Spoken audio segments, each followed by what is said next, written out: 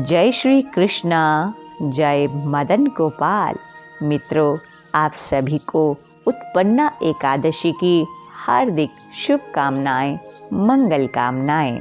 गोविंद की प्यारी एकादशी, भक्तों की प्यारी एकादशी, पापों को मिटाती एकादशी, पुण्यों को बढ़ाती एकादशी, हरि से है मिलाती एकादशी, वैकुंठ में पहुंचाती एकादशी।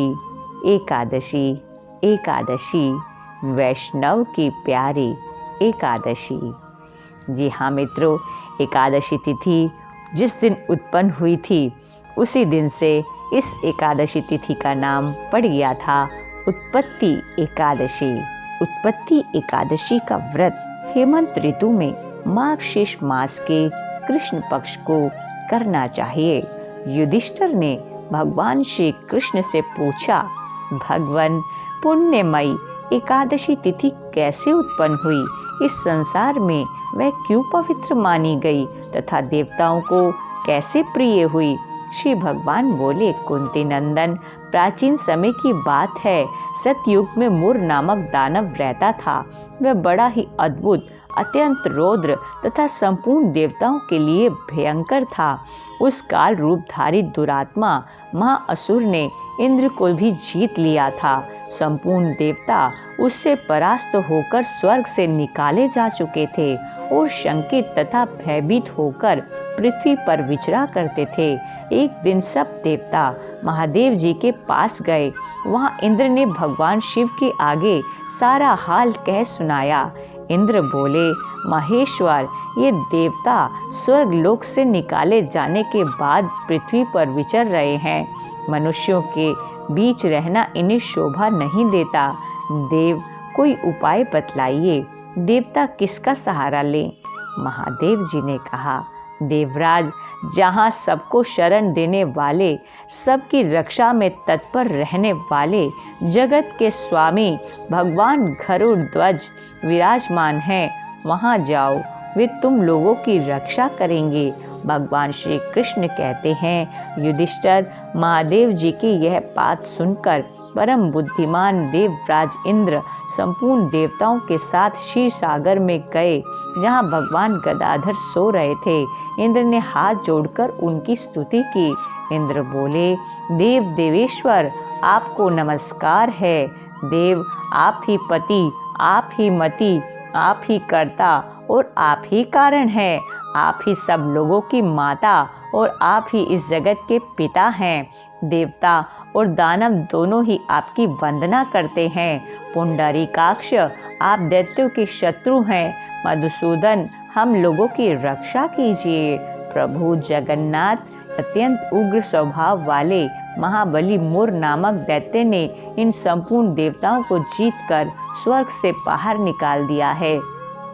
भगवान देव देवेश्वर, शरणागत वत्सल देवता भयभीत होकर आपकी शरण में आए हैं। दानवों का विनाश करने वाले कमल नयन भक्त वत्सल देव देवेश्वर जनार्दन, हमारी रक्षा कीजिए, रक्षा कीजिए। भगवान, शरण में आए हुए देवताओं की सहायता कीजिए। इंद्र की बात सुनकर भगवान विष्णु बोले, देवराज, वह दानव कैसा है, उसका रूप और बल कैसा है तथा उस दुष्ट के रहने का स्थान कहाँ है? इंद्र बोले, देवेश्वर, पूर्व काल में ब्रह्मा जी के वंश में तालजंग नामक एक महान असुर उत्पन्न हुआ था, जो अत्यंत भयंकर था। उसका पुत्र मूर दानव के नाम से विख्यात है। वह भी अत्यंत उत्कट, महापराक्रमी और देवताओं के लिए भयंकर है। चंद्रावती नाम से प्रसिद्ध एक नगरी है, उसी में स्थान बनाकर वह निवास करता है। उस दैत्य ने समस्त देवताओं को परास्त करके उन्हें स्वर्ग लोक से बाहर कर दिया है। उसने एक दूसरे ही इंद्र को स्वर्ग के सिंहासन पर बिठाया है। अग्नि, चंद्रमा, सूर्य, वायु तथा वरुण भी उसने दूसरे ही बनाए हैं। जनार्दन, मैं सच्ची बात बता रहा हूँ, उसने सब कोई दूसरे ही कर लिए हैं। देवताओं को तो उसने उनके प्रत्येक स्थान से वंचित कर दिया है। इंद्र की यह बात सुनकर भगवान जनार्दन को बड़ा क्रोध आया। उन्होंने देवताओं को साथ लेकर चंद्रावती नगरी में प्रवेश किया। भगवान गदाधर ने देखा कि दैत्यराज बारंबार गर्जना कर रहा है और उससे परास्त होकर संपूर्ण देवता दसों दिशाओं में भाग रहे हैं। अब वह दानव भगवान विष्णु को देखकर बोला, खड़ा रह, खड़ा रह। उसकी यह ललकार सुनकर भगवान के नेत्र क्रोध से लाल हो गए। वे बोले, अरे दुराचारी दानव, मेरी इन भुजाओं को देख। यह कहकर श्री विष्णु ने अपने दिव्य बाणों से सामने आए हुए दुष्ट दानवों को मारना आरंभ कर दिया। दानव भय से विवल हो उठे। पांडुनंदन तत्पश्चात श्री विष्णु ने दैत्य सेना पर चक्र का प्रहार किया। उससे छिन्न भिन्न होकर सैकड़ों योद्धा मौत के मुख में चले गए। इसके बाद भगवान मधुसूदन बद्रिक आश्रम को चले गए। वहाँ सिंहावती नाम की गुफा थी जो 12 योजन लंबी थी। पांडुनंदन उस गुफा में एक ही दरवाजा था। भगवान विष्णु उसी में सो गए। वह दानव मुर भगवान को मार डालने के उद्योग में उनके पीछे पीछे तो लगा ही था, अतः उसने भी उसी गुफा में प्रवेश कर लिया। वहाँ भगवान को सोते देख उसे बड़ा हर्ष हुआ। उसने सोचा, यह दानवों को भय देने वाला देवता है, अतः निसंदेह इसे मार डालूंगा। युधिष्ठिर, दानव के इस प्रकार विचार करते ही भगवान विष्णु के शरीर से एक कन्या प्रकट हुई, जो बड़ी ही रूपवती, सौभाग्यशालिनी तथा दिव्य अस्त्र शस्त्रों से सुसज्जित थी। वह भगवान के तेज के अंश से उत्पन्न हुई थी। उसका बल और पराक्रम महान था। युधिष्ठिर, दानवराज मुर ने उस कन्या को देखा। कन्या ने युद्ध का विचार करके दानव के साथ युद्ध के लिए याचना की। युद्ध छिड़ गया। कन्या सब प्रकार की युद्ध कला में निपुण थी। वह मुर नामक महान असुर उसके हुंकार मात्र से राख का ढेर हो गया। दानव के मारे जाने पर भगवान जाग उठे। उन्होंने दानव को धरती पर इस प्रकार निष्प्राण पड़ा देखकर कन्या से पूछा, मेरा यह शत्रु अत्यंत उग्र और भयंकर था, किसने इसका वध किया है? कन्या बोली, स्वामिन, आपके ही प्रसाद से मैंने इस महादैत्य का वध किया है। श्री भगवान ने कहा, कल्याणी, तुम्हारे इस कर्म से तीनों लोकों के मुनि और देवता आनंदित हुए हैं, अतः तुम्हारे मन में जैसी इच्छा हो उसके अनुसार मुझसे कोई वर मांग लो। देव दुर्लभ होने पर भी वह वर मैं तुम्हें अवश्य दूंगा, इसमें तनिक भी संदेह नहीं है। वह कन्या साक्षात एकादशी ही थी। उसने कहा, प्रभु, यदि आप प्रसन्न हैं तो मैं आपकी कृपा से सब तीर्थों में प्रधान, समस्त विघ्नों का नाश करने वाली तथा सब प्रकार की सिद्धि देने वाली देवी हूँ। जनार्दन, जो लोग आप में भक्ति रखते हुए मेरे दिन को उपवास करेंगे उन्हें सब प्रकार की सिद्धि प्राप्त हो।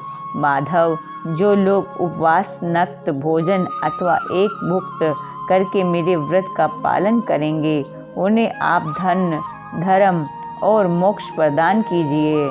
श्री विष्णु भगवान बोले, कल्याणी, तुम जो कहती हो वह सब पूर्ण होगा। भगवान श्री कृष्ण कहते हैं, युधिष्ठिर, ऐसा वर पाकर महाव्रता एकादशी बहुत प्रसन्न हुई। दोनों पक्षों की एकादशी समान रूप से कल्याण करने वाली हैं। इसमें शुक्ल और कृष्ण का भेद नहीं करना चाहिए।